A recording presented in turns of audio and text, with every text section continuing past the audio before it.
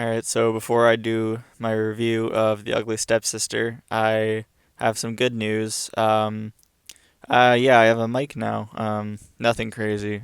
Just trying to fix some of the audio issues that have been bugging me with my other videos. So yeah. Anyway, to get on to my thoughts on The Ugly Stepsister. This is an Oscar-nominated body horror film from Norway, and it stars Leah Myron in the lead role, and I think that's how you pronounce her name. And overall, I enjoyed this movie a lot. One of the big things that stuck out to me was this is kind of a film you wouldn't really expect to be at the Oscars. Like, yeah, we have horror films that have been nominated in the past, like, Promising Young Women, Sinners this year. We got The Substance, that was last year. Even Weapons has a nom this year. But not even that this film is directly a horror movie. There's just stuff in this film that would just like not be in American films at all. There's a reason that this movie is unrated. It's not. I mean, I'll get into the more violent aspects in a second, but there's just like shots of nudity in this film, that just are not like in your common American film. Yeah, there's just things in this film like, there's two moments where there's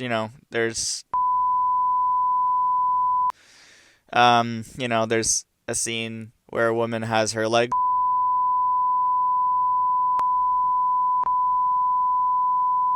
in that same scene I mentioned too.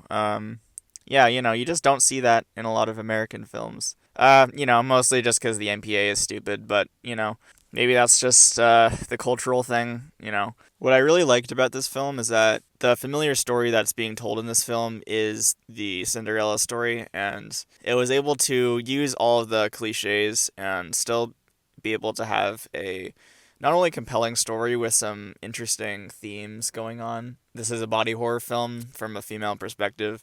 There is some themes of kind of like body mutilation and body image, and not speaking from a female perspective, but I am someone that has that I do have diagnosed ARFID. I have had issues with weight and eating in the past, but that's just personal information about me. But I liked how this film touched on topics like that. I think it's always interesting when horror kind of goes into ideas like this, and how it's not only just kind of looked at where it's like, oh, look how horrific and sad it is, tragic it is that this person's like harming themselves. No, like this film is very compelling in the way that it uses its gore and practical effects to really just create what ends up being, just in the end, such a horrifying, just stomach turning sequence of events at the end that just like honestly just really bothered me, like on an emotional level. It genuinely was horrifying and very upsetting to watch. I'm not going to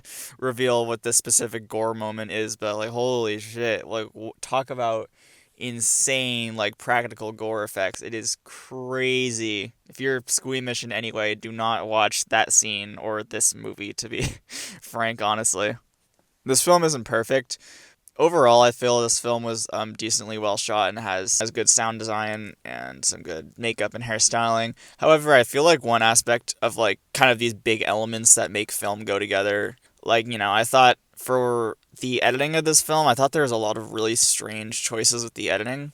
Like there would just be scenes in the film where there would just be random cuts, and no, they aren't really like jump cuts. They're not really things where they're used to like show passages of time. They're kind of just shown in there, and then not really like, I don't really understand what the point of it was. But yeah, that's like, there's sometimes scenes where certain scenes feel like they don't hold for very long, or they feel like they hold for too long. The scenes with the gore, obviously, show that off and focus on that all you want. I'm just saying, I think some of the scenes could either be trimmed or just kind of need to be re-edited, it feels like, because I feel like the editing in this film was really just a major flaw for me, because honestly, I feel like it took a point down from the film just because I'm not a professional in editing or anything. I just like to do a lot of editing, and I feel like when you kind of get familiar with a lot of editing, I feel you kind of start to notice these things in movies more, and it really starts to bother you, like get under your skin if there's just like bad editing in a film, to be frank. But other than that, this movie was great. I really enjoyed my time with it. Maybe not so much watching the ending of the film, but I was very satisfied, and I got what I would have wanted out of a Cinderella body horror film, and I'm giving this film a 7 out of 10. Thank you for watching. I hope you enjoyed what you saw. For those that are watching, be sure to leave a like and subscribe if you want to see more content like this. I love doing film reviews like this, so thanks for watching, and bye-bye.